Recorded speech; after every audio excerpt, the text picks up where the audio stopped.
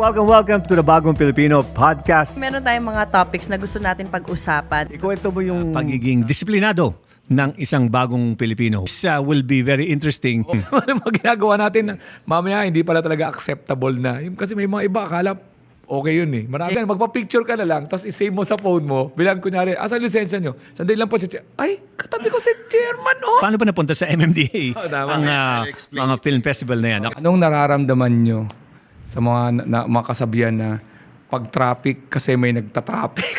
Hindi na po applicable. Marinig ng mga bagong Pilipino natin. May nakitang traffic enforcers, mas disiplinado na yung ating mga kababayan. Kasi yung iba, sinisisi lagi MMDA, sinisisi yung enforcer, sinisisi yung LGU. Pero wala yun dun eh. Kasi nasa tao din talaga. Kasama lahat. Kasama, It di ba? works. Hindi It's a system. pwedeng gobyerno lang. Yes.